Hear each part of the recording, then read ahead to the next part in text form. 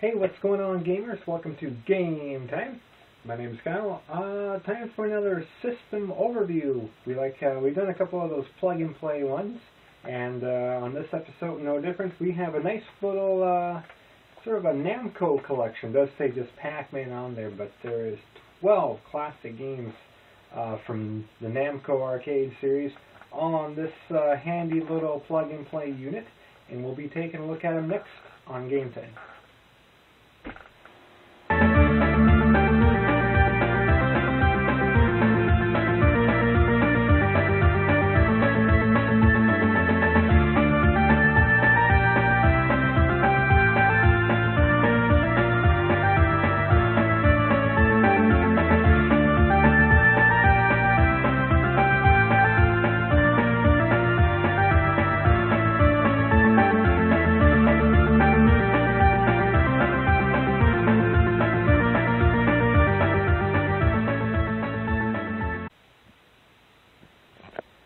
Alright, Game Time, welcome back.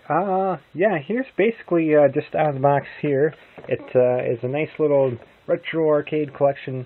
I picked this up, actually it was a couple years now.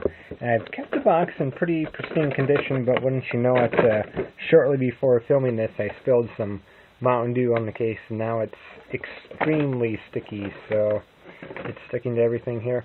But yeah, here we got Retro Arcade. It is from Namco. And we see the games that are on here. The original Pac-Man, Galaga, Pole Position, Dig Dug, as well as some maybe not too familiar with Super Pac-Man, as well as Pac and Pal. This one's a unique one. We'll take a look at gameplay footage for this in just a moment, as well as the much more difficult Pac-Man Plus. Sorry for the image quality on here. It is recorded using a tablet. Bosconian, Xevious, I believe that's kind of how you pronounce it, Xevious, one of those, I want to say Xevious for that. New Rally X, the original Galaxian. This one is the predecessor, I should say, of, predecessor of Galaga. It came before Galaga. And Mappy, kind of a fun one. We'll take a look at some gameplay footage of this as well here in just a couple moments as well. TVGames.com is the company that kind of made this, of course, with permission from Namco, of course. The only negative thing about, and it also comes with some instructions, which got a little wrinkled here in the couple years using, but just kind of a brief overview of each game, kind of like what the joystick does and what the buttons will do on each particular game. So nothing a whole lot there, but nice to have. And the controllers themselves, actually a very nice joystick for this. It feels very nice, feels very authentic. I'm very pleased with that. A button as well feels very nice. B button's a little bit more stickier. You can kind of tell just a little bit by touching there. And on-off switch, as well as this little coin slot, is sort of getting back to the main menu selection. And not too much else. It's a nice hefty size. It's not terribly light, but it has a nice heft to it.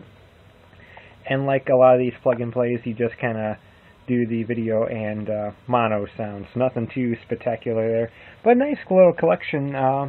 They're not the authentic arcade games themselves, and I'll talk about that here in just a moment when we do some gameplay. In fact, why don't we do some gameplay right now? Alright, here's the menu screen for the plug-and-play classic Namco collection. I did forget to mention, looking at the startup screen, it looked like it was 2008 is when the thing came out, so I had it for a couple of years, either got it in 08 or 09. And I remember it distinctively for 1999, which not too terribly bad for a nice collection here. Everyone kind of knows Pac-Man. I think everyone knows Galaga pretty well as Rally X. Galaxian, pretty much the first game in the Galaga trilogy. We'll talk more about that on a future episode. Xevious Bosconian is a unique one. So what we're going to do here, we'll play 3 games, and just literally just a minute or 2 of each game, so the video doesn't take too long. And yeah, we'll go from there. Oh, Dig Dug and Pole Position, I'm sure everyone's aware of. Actually, with Pole Position, I'm glad I stumbled upon that. The joystick itself, when you play Pole Position, the joystick does actually, it twists and turns. Instead of going left and right, you can actually twist and turn, which is perfect for driving with in pole position. So that's another cool feature I failed to mention. Let's do a Bosconian here real quick. We don't want to race any high scores. You see, Bosconian is kind of a unique, a little bit more of a unique game, in that you can kind of fly in different directions, and you can shoot forward and behind you at the same time.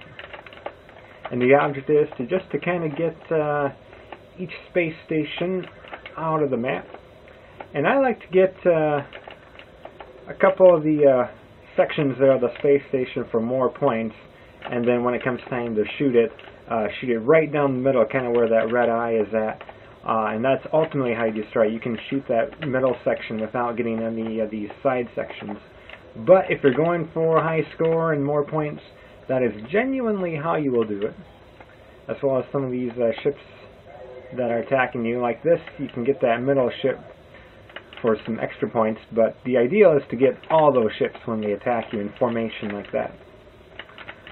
Sort of a high score tip for everyone. So that's kind of Bosconian there. That's pretty cool. They do a few more stations each round, so it ramps up in difficulty pretty quickly. We had to show off Pack and Pal. I think this one's a very unique one. Definitely not common in the arcade, but again, you kind of play as Pac-Man, and you're going to eat some of the, or you don't even eat them, but you flip over some of these cards here, and the goal is to get the fruit. Now, this little green ghost you can run into, I'm going to say she because I see a bow in her hair, is your pal, and she's going to help you get some fruit. And take my eye off the screen for 1 second. There we go. The game also does feature some power-ups. I know my pal has one here. So, for example, from New Rally, or no, this is maybe not from New Rally X, but you can kind of stun ghosts there temporarily. That's how you will, quote, eat them in this game. So you get the fruit. My pal has the other power-up. I'll need that. Thank you. Pal does bring your fruit to the ghost box for some points. I don't think they account for you, so. Oh. There we go. Perfect. We did get all the fruit. So yeah, that's kind of Pack and Pal, and as again more stages open up, the more fruit you have to go and get. So, oh, there's a good one right there. This little yellow sections could be good for losing the ghost, but unfortunately you do also lose yourself. So be very cautious when doing that. I lost track of myself there. Again, you might hear the little bit of the clicking of the joystick. It's very sturdy joystick. I love it. I think it's really well recreated. Might as well finish up the stage here. Just got one more item to get.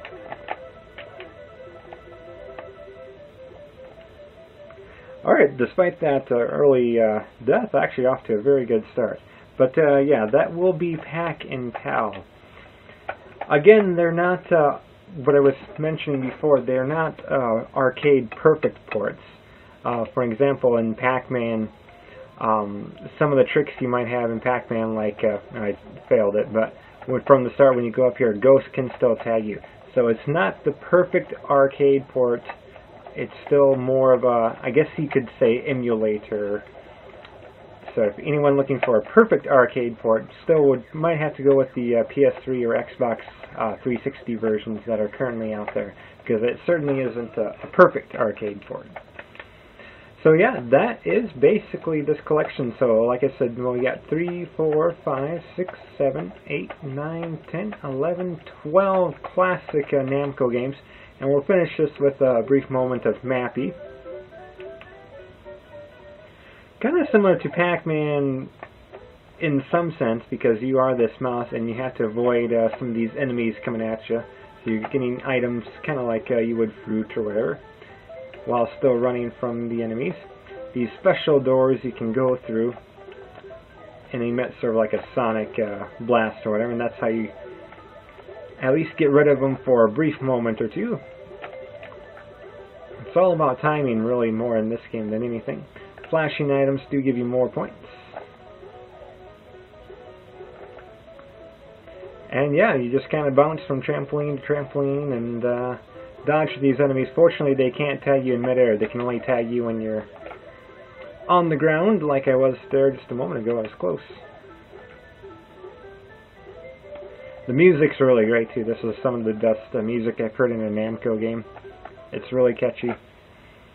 So yep, there's Mappy, and of course that game gets pretty difficult quick too, but it does have a really great bonus stage, so definitely check that out.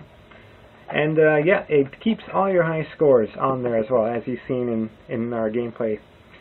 All the high scores are kept, so it's a great collection, and if you are able to find it on Amazon or eBay, or still in stores, I think I got mine like at a Walmart or Target, something like that, $19.99. I would say $20 to $25 is a fair amount for this collection. Definitely not over anything over that. Not for recreation. Again, they are not arcade perfect ports. So thanks for watching this episode of Game Time, and more importantly, leave a comment in the comment section below as to what your favorite classic Namco game is. Pac-Man, Miss Pac-Man, etc., Galaga. Yeah, definitely leave a comment. I'm interested to see what everyone else says is their favorite Namco classic arcade game. Everyone take care. Thanks for watching. Peace out.